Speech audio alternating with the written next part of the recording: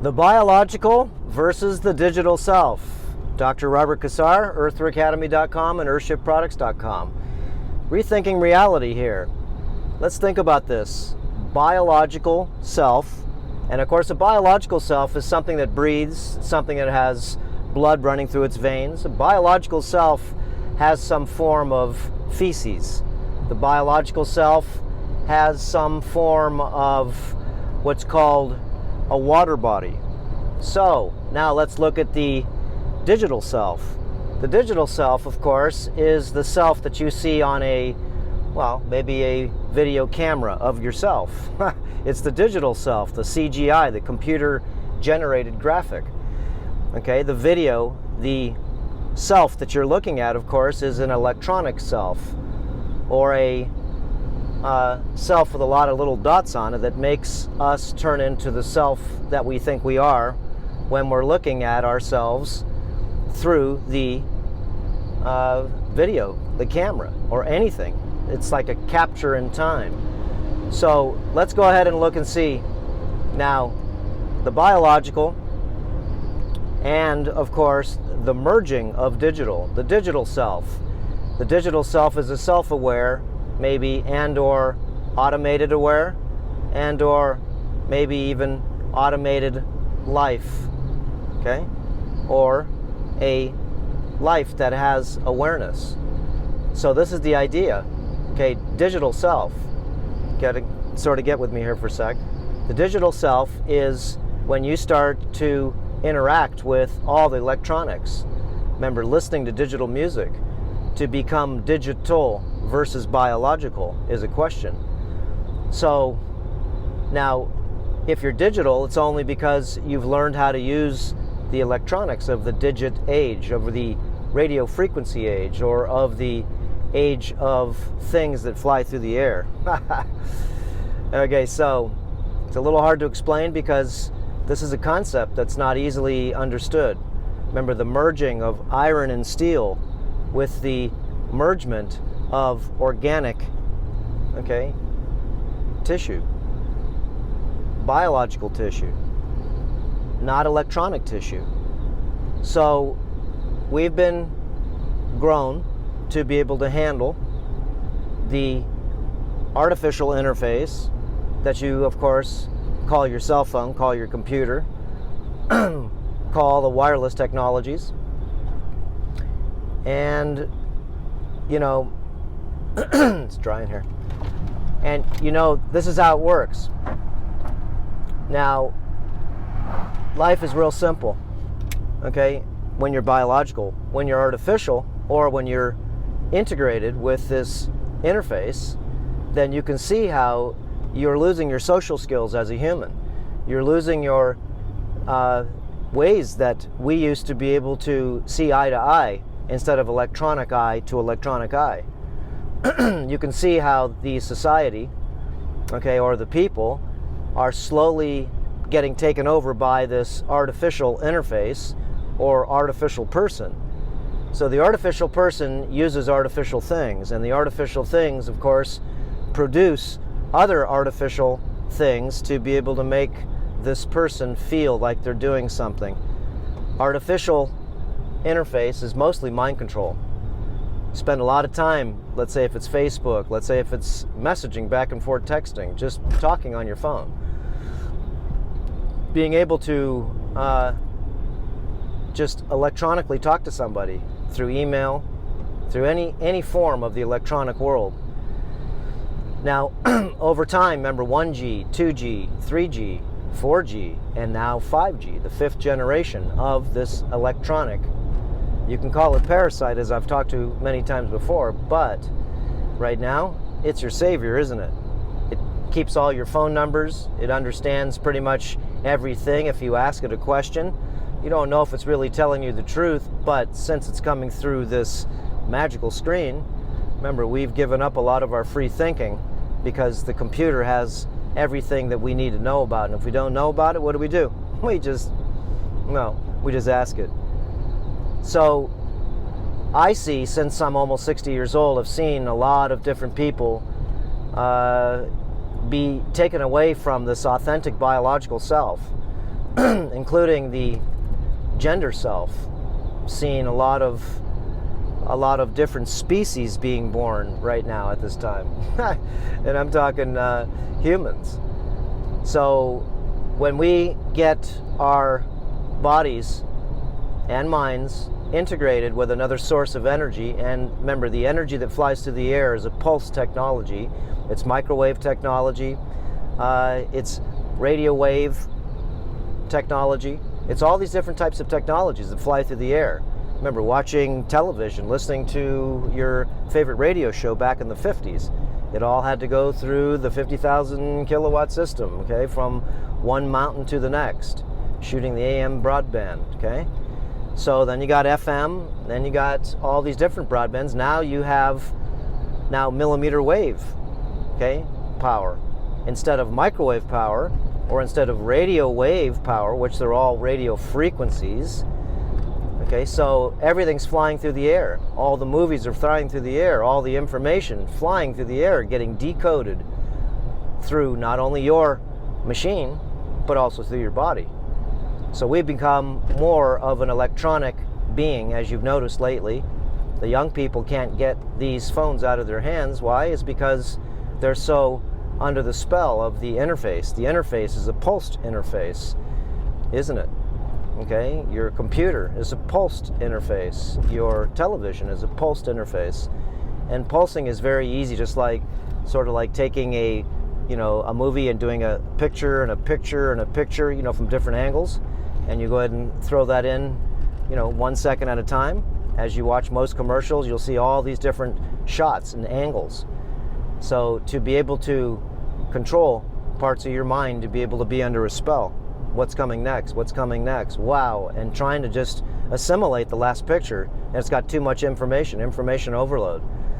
So remember, I see a lot of people right now. I'm going to go to the city now, and I'm going to see a ton of people that are under the spell, okay, of the artificial interface. So watch it. You got to watch yourself, as you can see, silently being assimilated from the computer world, from the wireless world.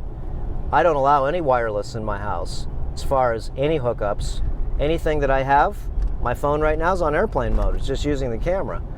So anything in my house, computer-wise or anything, okay, I don't care if it's a doorbell. It's all hooked up with wires. My microphones, anything, okay, wire, not wireless. I have a wired mic on right now. So just go back to old school wiring, and to use this technology as a tool and not as sort of an addictive drug, a dopamine drug. We just put out a video, okay, talking about your dopamine addiction, or our dopamine addiction. Every time you get a thumbs up, anytime you get anything electronically, just even hearing the bell from a text, oh, someone's wanting to talk to me. Remember, the system electronically is stimulating us in many ways that realistically is pulling us away from our biological self. So the biological versus the digital self is a computer-generated, okay, interface that keeps our minds very busy. We don't do much physically. The biological self actually does a lot physically. Yes, it does. Look at what it's done over the last 100 years. Okay, it's built all the cities. It's invented everything biologically. Okay, it's put everything into action. A computer can go ahead and do a lot of things, but it can't go ahead and put things into action, physical action. So the interface to me is transhumanism, where we see the humans, or the earth humans, wanting to become more of a robotic system, to really look up to the robots, just like in the Matrix. The irony, okay? We can't live without them, and they can't live without us. That's a good irony. Remember, the digital self versus the biological self. Whether we like it or not, we're being blended right now. So we're both actually becoming one of the other. The biological the biological, which is flesh and blood, merging with the iron and steel, the electronic computer, the Zion mainframe, as they say. And wow, all I can say is, remember, how does the computer do what it does? Ask Google anything. Just ask it anything. And in not even 1 second, you'll get yourself maybe 10,000 different answers or possibilities. Okay, maybe your lies. There's a lot of stuff on the computer. Remember, it's whatever flies through the air is also flying through your body, so be careful of that. There's a lot of good RF frequency clothes that you could wear when you go into the city, like me going in now. You should definitely wear RF frequency underwear. Protect your jewels, boys and girls. You want to protect your precious eggs, the 400,000 eggs that, of course, when you want to breed, those are the eggs that you're trying to protect inside your body by having a healthy diet and by keeping the microwave transmissions, okay, away from your eggs. So I would protect them, because if you live in Wi-Fi, remember, and I don't allow any wired technology or wireless technology in the house. Why?